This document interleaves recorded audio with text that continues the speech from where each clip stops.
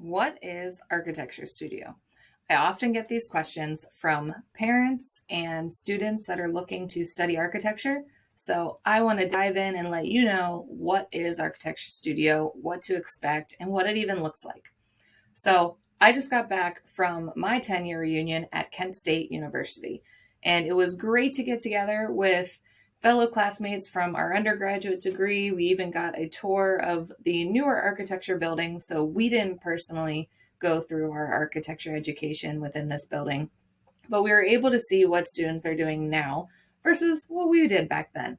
And so I want to share some videos and pictures of what this looks like and what to expect with a studio course within your architecture or interior design program. So let me dive in. If you are looking to study architecture or interior design, likely if you're looking at the curriculum, you will see a studio course.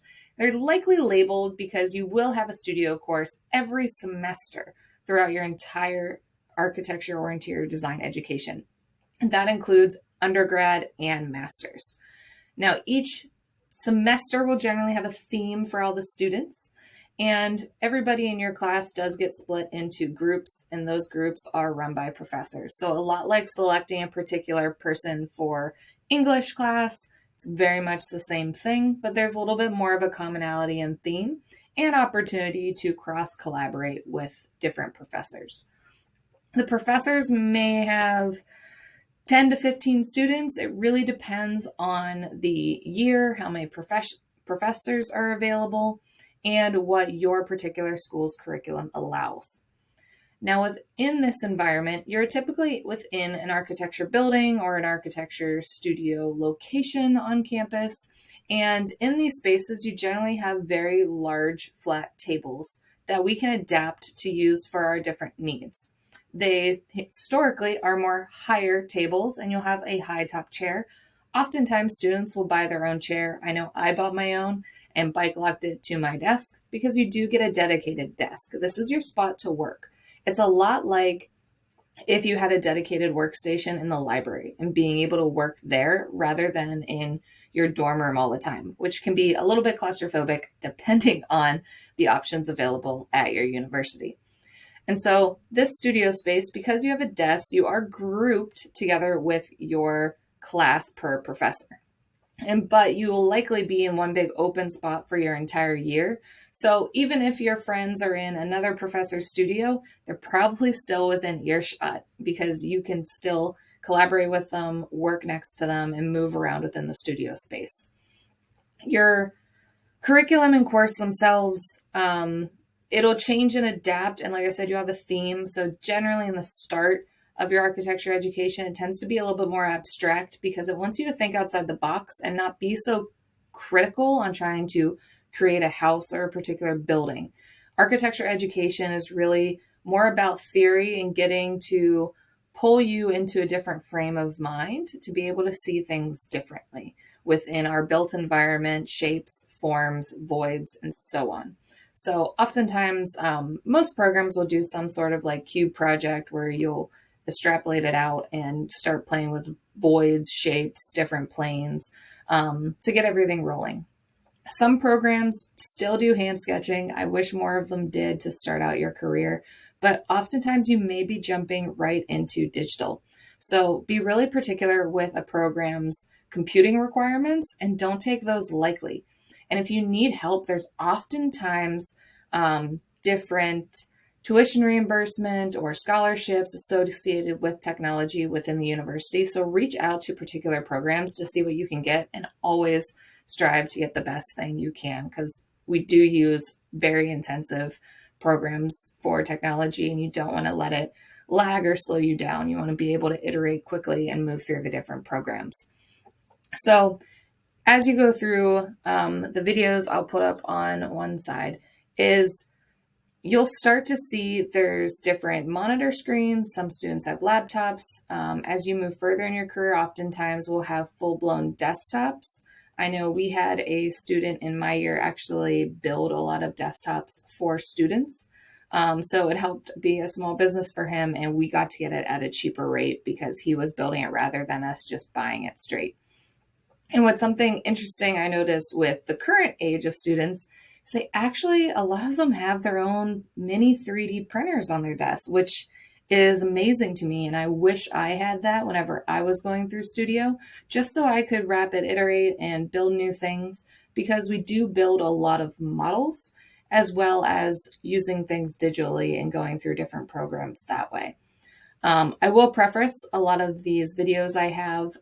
We did go through the Studio like the start of September, so it's really only the first couple weeks of courses starting and classwork, so there really wasn't as much stuff out there. If I were to be walking through the studio space closer to midterm or at the end of the class session, I would imagine most of these desks would be pretty messy with just tools, materials, X-Acto pens, cutting boards, and so on, because oftentimes you're not only just doing digital work, but you're also model making, building, and having other large form papers to present. And so I'll preface that with it's a pretty clean space right now, and we often let it get pretty messy. But the studio space is open to students 24/7, and that is the architecture students or interior design. The whole campus doesn't generally have access to this space. So this is oftentimes a space that your year of architecture interior design students are coming together to work at night, not just on studio work, but oftentimes we do our own classwork there too, because it gets us out of our dorm room and around other people that are taking the same classes. So we can ask questions. It's a lot like having open office hours, but with your entire class. And so you can get together and it helps build relationships. Going back for the reunion, it was great to catch up with everybody and see where everybody was at. Some people I keep up with, some people not as much. But studio really creates that close-knit atmosphere. If you go to a small high school and you're worried about going to a large university or how many people are around, I reflect back on just studio, because studio makes it a small environment within a big college. So I went to Kent State University, which is a fairly decent sized college, and I really knew a lot of people within studio. You start out with a certain group and you generally only graduate, not even half of the students get all the way through to graduation. And again, architecture is hard, but at the same time, most people do change majors throughout their educational journey.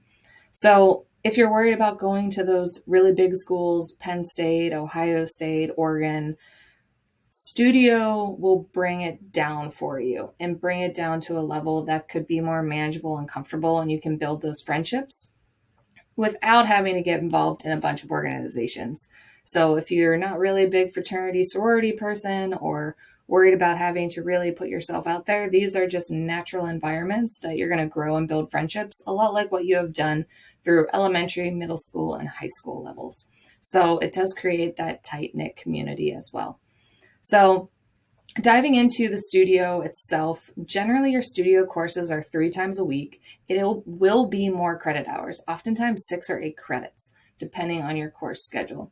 And so these 3 days a week is generally also 3 hours long. So they are long studio sessions, but they're not just sit there and present. Oftentimes you can work on your projects at the same time, or you'll be going on site visits. Generally, we do try to pick project locations that are close and nearby that students can go drive to, and then having some other projects that really pull you out of your comfort zone. So I know one of my projects was up in Alaska. So that really took the environmental changes different from what I was dealing with in Ohio. So I had a lot of fun really pulling myself out and understanding a different climate. Granted, I didn't have the opportunity to go travel up to the site in Alaska like I was able to in any projects within Ohio that were driving distance from Kent. And so the driving distance ones, you're able to hopefully get on some construction sites if possible. You can start understanding site. You can immerse yourself in different cultures and neighborhoods to understand the community for when you are putting together a project. And it can really just get you outside your comfort zone. But again, it's not sitting in a boring lecture hall, which I really enjoyed.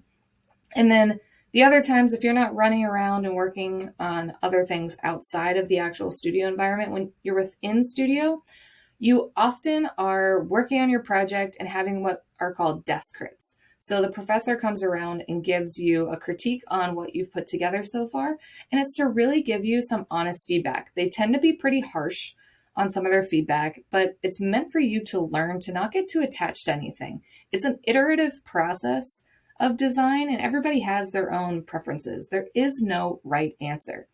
Even if your whole studio has the same objective or theme, everybody's going to have drastically different projects. And I always thought that that was one of the most magical parts of studio, when you see different projects come together and we all had the same starting point and were able to veer off in our own directions on what we wanted to explore for that semester. Now, generally, we will also have what's called pinups. So this is where you may need to print out your work on a large format or do a presentation digitally. And that helps you not only on your public speaking and presentation skills, but being able to talk to your design and walk people through and explain it. These pinups can be pretty ad hoc. And so it could be, hey, we're going to pin up on this Friday, and they let you know on Monday. So it's just a quick turnaround. Let's see what you can pin up and be done. Other pinups may be done more of like a mid-semester review.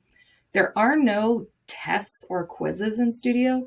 So oftentimes your English course, any of your other general ed, or some other more lecture-based architecture courses are going to have tests, quizzes, midterms, and finals that you have to deal with.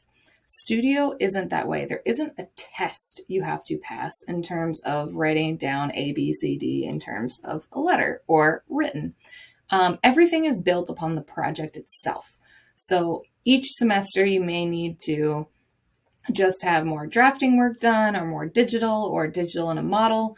Typically you have a model every single semester, and so it's what you put together and you're building upon it. So your models are going to be really messy and abstract and rough to begin with until you hit that final model, which usually we put a lot more time in and effort. And then that's where you can leverage the 3D printers, laser cutters. If your school has CNC machines, depending on how you want to build up any of the site to come up with the building.